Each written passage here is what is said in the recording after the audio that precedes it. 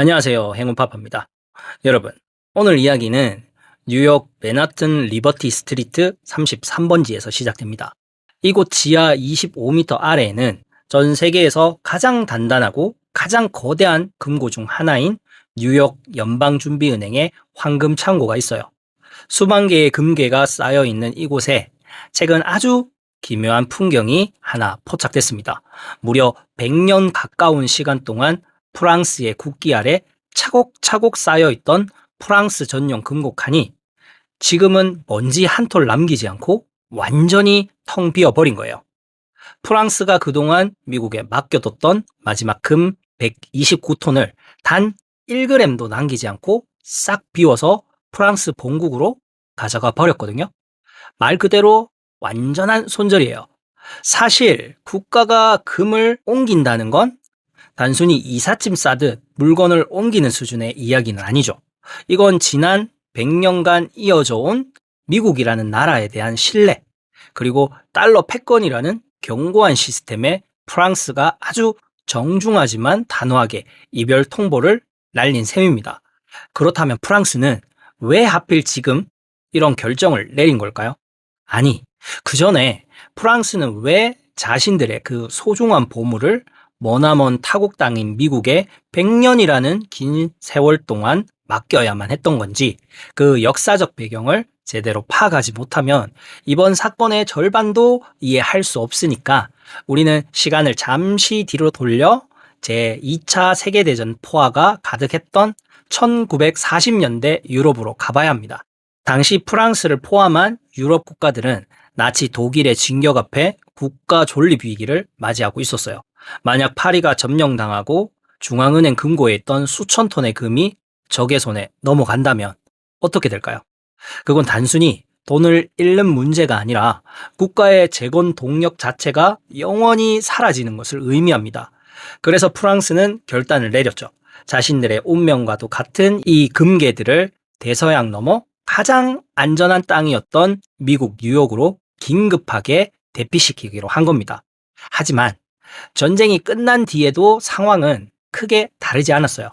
냉전 시대가 시작되면서 언제든 소련의 탱크 부대가 유럽 본토를 가로질러 올 수 있다는 공포가 유럽을 지배하고 있었거든요. 결국 우리 금은 미국이 대신 지켜주는 게 안전하다는 이 일종의 안보적 합의가 무려 수십 년간 이어져 오게 된 거죠. 물론 여기에는 매우 현실적인 경제적 이유도 숨어 있어요. 전 세계 모든 금 거래의 중심지가 바로 뉴욕과 런던이었기 때문인데요. 만약 프랑스가 금을 담보로 급하게 달러를 빌려야 하거나 금을 팔아 자금을 조달해야 할 때 금이 파리 지하금고에 있었으면 그 무거운 금괴를 일일이 포장해서 삼엄한 경비 속에 비행기로 실어 나르는 데만 엄청난 시간과 비용이 들 수밖에 없습니다. 그래서 어차피 뉴욕 시장에서 거래할 물건이니 창고도 뉴욕에 두는 게 효율적이다라는 지극히 비즈니스적인 판단이 금의 해외 보관을 정당화해 준 거예요. 그런데 100년이라는 세월 동안 당연하게 여겨졌던 이 효율성의 원칙이 2026년 현재 프랑스의 눈에는 더 이상 실익이 없는 위험한 도박으로 보이기 시작했다는 점이 중요한데요. 그 결정적인 변화의 시작은 우리가 예상하지 못했던 미국이라는 금고지기에 대한 강렬한 의심에서 비롯되었습니다.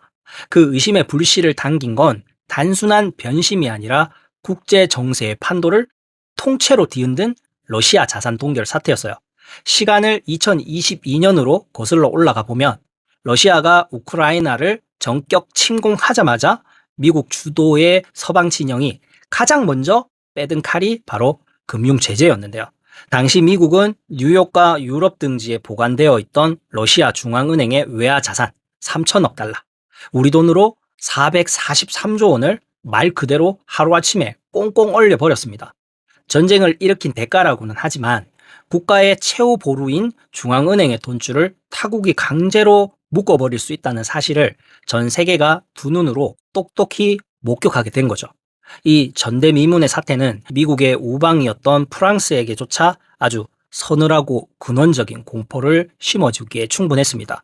물론 2022년에 큰 충격을 받았다고 해서 당장 내일 금을 빼오겠다며 감정적으로 움직인 건 아니었어요. 오히려 수년에 걸쳐 판을 읽으며 아주 냉정하게 미국의 다음 행보를 주시했죠. 특히 2024년과 2025년을 거치면서 미국이 그 동결된 러시아 자산의 원금을 넘어 발생하는 이자 수익까지 마음대로 우크라이나 지원에 쓰겠다고 나서자 프랑스의 의심은 마침내 확신으로 바뀌게 됩니다.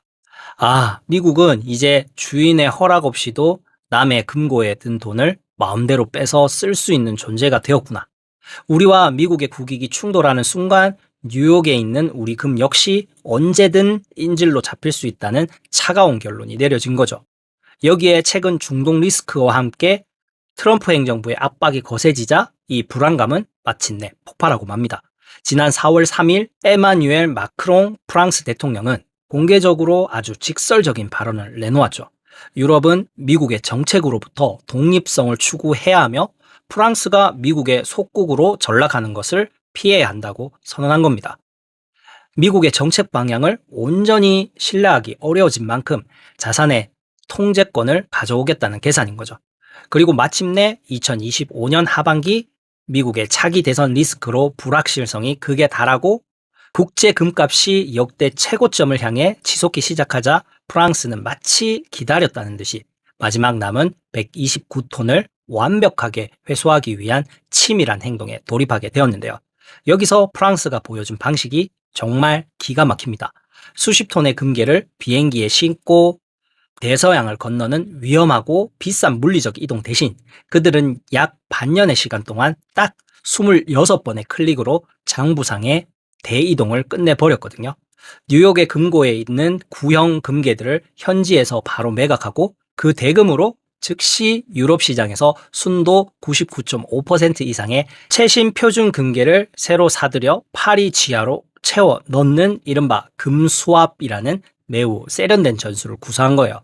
덕분에 프랑스는 막대한 보안 운송비와 보험료를 거의 한 푼도 쓰지 않고 당시 금값이 역대 최고가에 달했던 절묘한 타이밍을 이용해 무려 128억 유로, 우리 돈으로 약 19조 원이 넘는 천문학적인 시세 차이까지 덤으로 챙기게 되었습니다.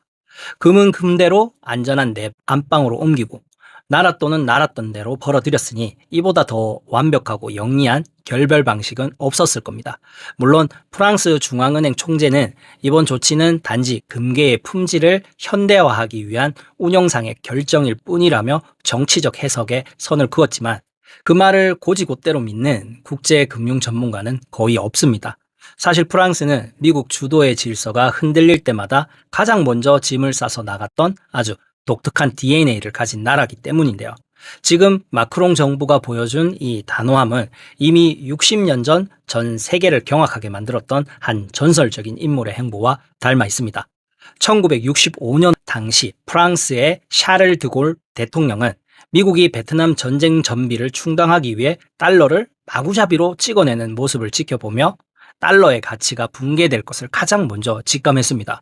그래서 전 세계가 지켜보는 가운데 공개적으로 우리는 더 이상 달러를 신뢰하지 않는다고 선언하며 미국에 보관 중인 달러를 당장 금으로 바꿔달라고 요구했죠.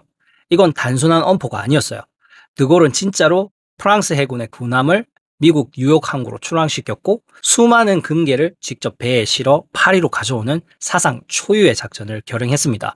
아무리 굳건한 미국 주도의 질서라 할지라도 국가의 생존과 이익에 위협이 된다면 가장 먼저 판을 엎어버리고 탈출하는 이른바 전략적 자율성의 독자 노선이 프랑스의 뿌리 깊은 본성인 겁니다. 그리고 60년이 지난 지금 무대는 뉴욕 앞바다에서 디지털 장부로 바뀌었고 거대한 군함 대신 26번의 클릭이라는 아주 세련된 수압 거래로 진화했을 뿐 본질적으로 2026년 마크롱 정부가 보여준 이 단호함은 60년 전 드골의 결단을 21세기 금융 언어로 완벽하게 부활시킨 셈입니다. 그런데 문제는 이 거대한 불신의 공포가 결코 프랑스만의 이야기가 아니라는 사실입니다. 오히려 프랑스의 이번 전량 회수 작전은 이미 전 세계를 휩쓸고 있는 글로벌 금의 귀한 도미노의 거대한 마침표를 찍는 사건에 가깝거든요. 시간을 조금만 되돌려보면 서방 세계의 금고를 향한 불신은 대서양 건너 영국의 런던에서 가장 먼저 터져 나왔습니다. 세계 국제 금 거래와 보관을 책임지는 거대한 양대 산맥이 바로 미국 뉴욕 연준과 영국 중앙은행 런던 금고인데요. 2022년 미국이 러시아의 자산을 동결하며 금융 제재의 칼을 빼들었을 때 영국은 미국의 가장 강력한 우방으로서 그 제재에 한치의 망설임 없이 동참했거든요. 그러니 제3국들 입장에서는 미국 뉴욕 금고가 위험하다면 미국의 행동 대장격인 영국 런던 금고 역시 결코 안전지대가 아니다라는 생각을 하게 만든 거죠. 이 서방 금융망 전체에 대한 불신을 가장 먼저 그리고 가장 거칠게 드러낸 나라가 다름 아닌 인도였습니다. 인도는 최근 영국 런던에 맡겨뒀던 금 100톤을 자국으로 서둘러 옮겨오기 위해 특별 전용기와 무장 병력까지 동원하는 그야말로 첩보 작전 같은 강수를 뒀는데요. 프랑스처럼 장부상에 수합 거래를 하며 느긋하게 수익을 챙길 여유조차 없다고 판단했거나 아니면 런던 금고조차 믿을 수 없다는 아주 강력한 경고의 메시지였을 겁니다. 심지어 유럽 최대 경제 대국이자 세계 2위 금 보유국인 독일의 상황은 이 불신이 얼마나 심각한지 보여주는 가장 확실한 지표입니다. 독일은 현재 전체 금 보유량의 약 37%에 달하는 1236톤의 금을 여전히 미국 뉴욕 연준 금고에 보관하고 있는데요. 우리 돈으로 무려 234조 원에 달하는 규모입니다. 그런데 최근 26년 1월 독일 내부에서 심상치 않은 여론이 터져 나왔습니다. 에마뉴엘 메흔 전 분데스방크 연구 국장 같은 주요 경제학자들과 독일 납세자 협회를 중심으로 미국에 있는 독일의 금이 더 이상 안전하지 않다는 공개적인 경고가 나온 겁니다. 트럼프 미국 행정부의 예측 불가능한 외교 정책을 거론하며 국가의 보물이 지정학적 볼모가 될 위험을 사전에 차단해야 한다는 주장이었죠. 이런 우려는 과거 일부 정치 세력의 목소리였지만 지금은 연방의회 녹색당 같은 주류 정치인들까지 금을 본국으로 당장 송환해야 한다는 데 힘을 싣고 있습니다. 물론 독일 중앙은행은 아직 공식적인 회수 계획이 없다고 선을 그었지만 미국 주도의 안보와 경제 질서에 대한 불확실성이 프랑스를 넘어 동맹의 핵심인 독일로까지 빠르게 번져가고 있음을 보여주는 결정적인 대목입니다. 내 땅에 묻혀있지 않은 금은 결국 남의 돈이나 다름없다는 아주 원초적이고 차가운 각자도생의 본능이 전 세계 중앙은행들을 지배하기 시작한 거예요. 그 결과 2026년 현재 국제금융시장에서는 정말 역사적이고 상징적인 사건이 벌어집니다. 전 세계 중앙은행들이 보유하고 있는 금의 총 가치가 사상 처음으로 미국 국채 보유액을 넘어서 버린 겁니다. 이건 단순히 숫자의 역전이 아니라 지난 수십 년간 세계 경제를 떠받쳐온 달러라는 약속에 대한 믿음이 금이 가고 가장 확실한 실물 자산의 시대가 본격적으로 돌아왔음을 뜻하는 명백한 증거죠. 자, 그렇다면 전 세계가 이렇게 각자 도생을 외치며 자신들의 보물을 안방으로 챙겨가기 바쁜 지금 한국은행의 공식 발표된 지표에 따르면 현재 대한민국 한국은행이 보유한 금은 총 104.4톤입니다. 그런데 이 100톤이 넘는 막대한 양의 금괴 중 단 1g도 한국 땅에는 없습니다. 100% 전량이 머나먼 영국 런던에 있는 영국 중앙은행 금고에 그대로 보관되어 있죠. 물론 한국은행의 입장에도 합리적인 근거는 존재합니다. 영국 런던이 세계 최대의 금거래 시장인 만큼 유사시에 금을 즉각 매각해서 달러 유동성을 확보하려면 현지에 보관하는 것이 가장 효율적이라는 논리입니다. 단순히 보관 수수료를 아끼고 거래 편의성을 높인다는 측면에서 장부상의 경제적 효율성만 따진다면 충분히 타당한 선택일 수 있습니다. 하지만 앞서 우리가 지켜본 프랑스나 인도, 그리고 자국으로 엄청나게 금을 사들이고 있는 폴란드를 보면 그 경제적 효율성을 몰라서 막대한 비용을 감수하며 금을 본국으로 실어 나르고 있는 걸까요? 그들은 지금 글로벌 패권 질서가 흔들리고 동맹의 의미마저 퇴색되는 상황 속에서 경제적 효율성보다 지정학적 생존이 훨씬 더 중요한 시대가 왔음을 직감했기 때문입니다. 만약 국제적 갈등 상황에서 우리와 서방 세계의 국익이 정면으로 충돌하게 된다면 런던에 있는 104.4톤의 금은 과연 안전하게 지켜질 수 있을까요? 100년의 신뢰를 끊어내고 미국 뉴욕의 금고를 완벽하게 비워버린 프랑스의 단호한 행보가 앞으로 어떤 나비 효과를 불러올지 우리는 냉정하게 지켜봐야 합니다. 그리고 전 세계가 각자 도생을 외치며 자신의 보물을 본국으로 걷어들이는 이 시점에 효율성이라는 이유만으로 우리의 금을 계속 영국에 두는 것이 맞는지 우리 역시 과거의 관성에서 벗어나 계산기를 다시 두드려 봐야 할 시점입니다. 런던에 보관 중인 104.4톤의 금 가져와야 할까요? 아니면 그대로 둬야 할까요? 이에 대한 시청자 여러분의 생각은 어떠신지 다양한 의견을 댓글로 남겨주시면 감사하겠습니다. 오늘 준비한 이야기는 여기까지입니다. 오늘 영상이 도움 조금이라도 되셨으면 구독, 좋아요 꼭 눌러주시고요. 지금까지 행운파파의 인사이트였습니다. 다음 시간에 또 뵙겠습니다.